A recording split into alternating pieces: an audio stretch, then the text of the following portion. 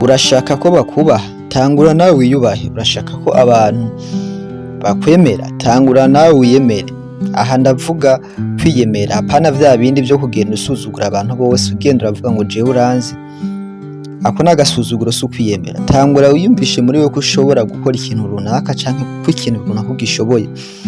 Ibi bizotuma ugaragara mu bantu canke mu maso y'abantu ko ushoboye ibintu. Akenshi abahinga bavuga yuko ivyo twiyumvira nivyo bigaragara inyuma. Ivyo twiyumvira nivyo vyerekana ingene tubayeho mu buzima. Rero nimba ushaka yuko abantu bakubaha, tangura nawe wiyubahe. Nimba muri wewe wiyumva yuko atagaciro ufise, no mu maso y'abandi bantu uboneka ko atagaciro nyene. Rimwe ugomba kwiga kwiyubaha uri wenyene. Ntuzibaze ko uzoshobora kwiyubaha uri mu bandi. Ibintu utashoboye uri wenyene, hari igihe akageso canke ingeso ushika mu bandi ikanka kubera yuko utabishoboye uri wenyene. Niyo mpamvu uyu munsi tugiye kurabira hamwe bimwe canke mu buryo bwo kwiyubaha. Ibi bizotuma abandi bakubaha, ariko vyose bihereye muri wewe. Abantu bazokubaha bivanye n'uko wabiyeretse. Rimwe na rimwe abantu badufata nk'uko twabiyeretse. Niwiyereka abantu yuko ataco umaze canke uri umuntu araho, abantu bazogufata ko uri umuntu araho. Ariko niwiyerekana yuko uri umuntu w'agaciro, abantu nabo bazogufata nk'uw'agaciro. Ikaze kuri Juifu LG. Nimba uri mushasha, kora subscribe hano hantu kugira ngo tubandanye tubana buri munsi. Nimba uhejeje kubikora, uri umuntu w'agaciro kuri twebwe. Ikaze. Ikintu ca mbere kizotuma wiyubahisha canke kizotuma wiyubaha, ntuzurabane n'umuntu muhuje amaso umwanya munini ngo ucugume umuraba nyene.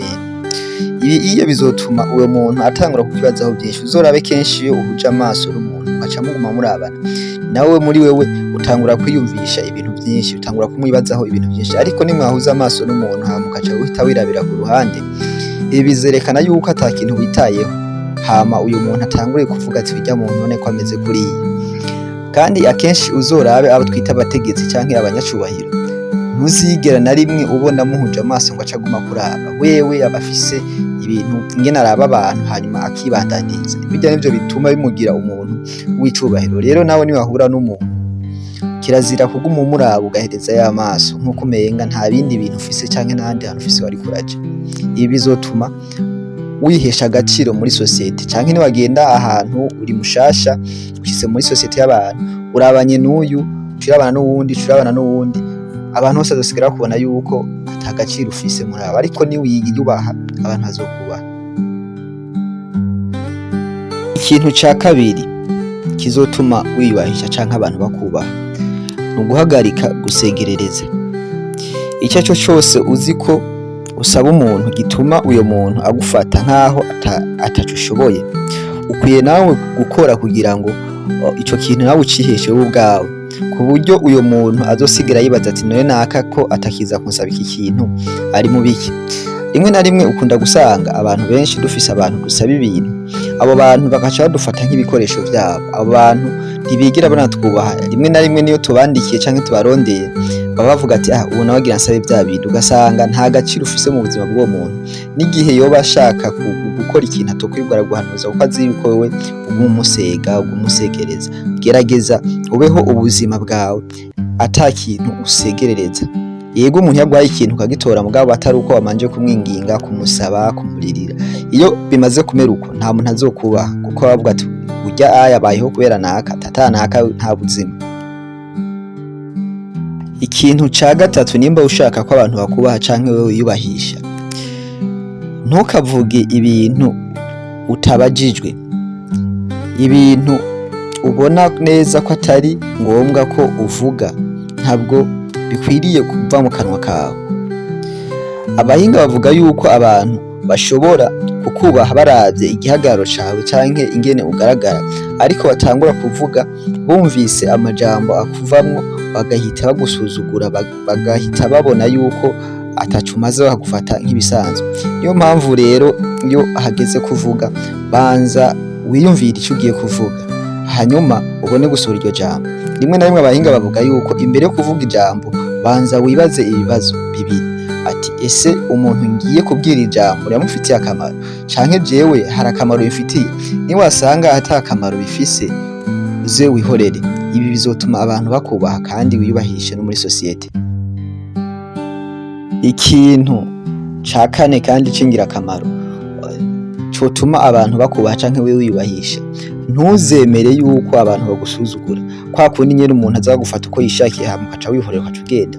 Rimwe na rimwe ibi bizotuma abantu bakumenyera, usange naho ubaye canke muri sosiyete bavuga ati urya wewe ugize ibi nta na kimwe aca ahora agaca agenda.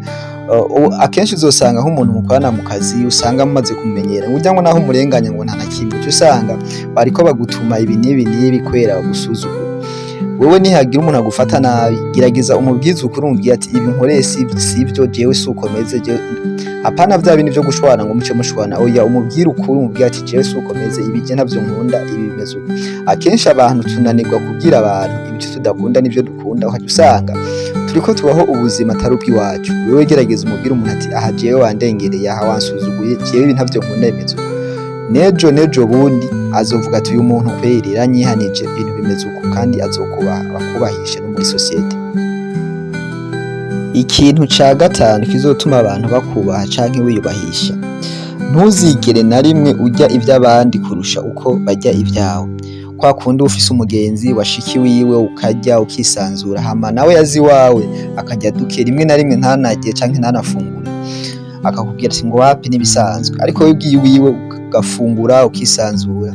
Ibi bizotuma vyerekana yuko atagaciro ufise canke uri nshonje, wasanga ariko agufata uko yishakiye. Rimwe na rimwe usanga ariko agutuma n'ibintu kubera yuko azi yama aguha ibintu canke akugaburira ntiwanke. Ikindi naco ni kwa kundi usanga muba ufise abagenzi canke umugenzi mugasohokana muri restaurant canke mu kabari, imisi yose akamari wari hafatira. Uyu muntu azomenya neza yuko wewe ataco umaze kubera yuko azi ashobora kukurisha, ashobora kukugaburira, abone yuko wewe atagaciro ufise imbere yiwe. Rero nawe gerageza urihe facture, nimba no musi arishe nawe urihe, ubona bidakunda rendezvous yiwe uyiyibagize canke uyihebe. Ibi bizotuma abona yuko ibintu vyawe bitangwe kuja ku murongo. Mubwiye ati oya n'umusi nanje kandi facture, azuja atangura kukubaha, azuja atangura kubona yuko nawe uri umuntu w'agaciro. Ariko mu gihe ayama ari wariha facture, asigara kubona nko kumenga uri igikoresho ciwe. Ibi bizotuma abantu bakubaha ni watangura kwiga kuriha facture nawe mu bandi.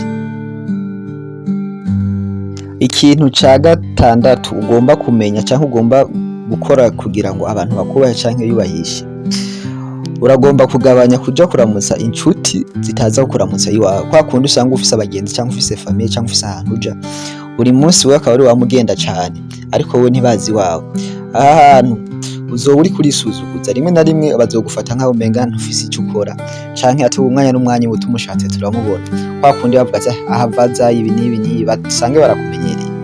Yego birashobora gushira ugasanga uwo muntu hari ivyo agufasha mu buzima, simvuze ngo uzoceka kujayo, ahura uba ufise impamvu ituma ujayo. Mugabo kwa kundi ugenda ahantu ari kugenda kumuramutsa gusa, ntaco agufasha mu buzima, nta kintu na kimwe ngo n'umugenzi biraho nyene, ndaguhanure aha hantu uzoba uri kurisuzuguza niwaguma ujayo.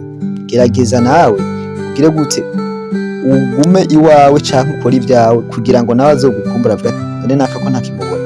Niyatangura kubona atakikubona, azotangura kwiyumvira canke kukubaza ati mbe bimeze gute, yumva agaciro kawe. Ariko mu gihe yama yakubonye imisi yose, nta gaciro azigera guha kandi ntazigera nakubaha. Ikintu c'indwi kizotuma wiyubahisha mu bantu canke abantu bakubaha, ni uguhagarika kuryohererwa ibintu bibi bavuga kuri bagenzi bawe canke ibintu bibi vyabaye ku bagenzi bawe.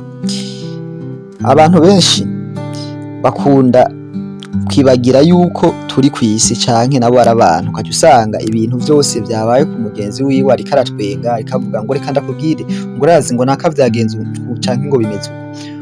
Nshuti yanje, nuja gutwenga uzotwenge wirezeruva, gira akantu wibikiye kuko ejo nawe bishobora kukubaho.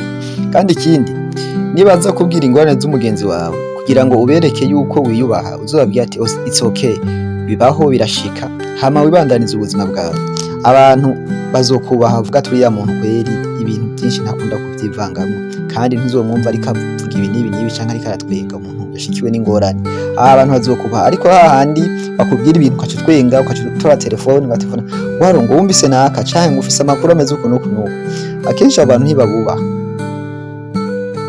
ikintu ca munani arico c'ingenzi kizotuma abantu bakubaha canke wiyubahisha, gerageza ube umunyesuku, uzuharanire kugira isuku mu buzima bwawe. Ikindi, aho uzoja hose uzaharanira kugenda wambaye neza. Ikiremwa muntu dufata umuntu uko agaragara, tutitaye aho avuka, tutitaye amafaranga afise canke tutitaye ko bavukana canke iki, kuko ninakubona ntazi ko ufise ayo mafaranga, nzokubaha bivanye n'ukuntu mbona wambaye. Ibi abenshi murabizi cane aho tubaye, canke iyo duhuye n'umuntu bwa mbere tutazi yuko afise amafaranga, akenshi dutangura kuraba ivyo yambaye, dutangura guharura uko agaragara, tugaca tuvuga ati uyu muntu kweri afise amafaranga canke uyu muntu arakomeye, tugaca dutangura kumwubaha.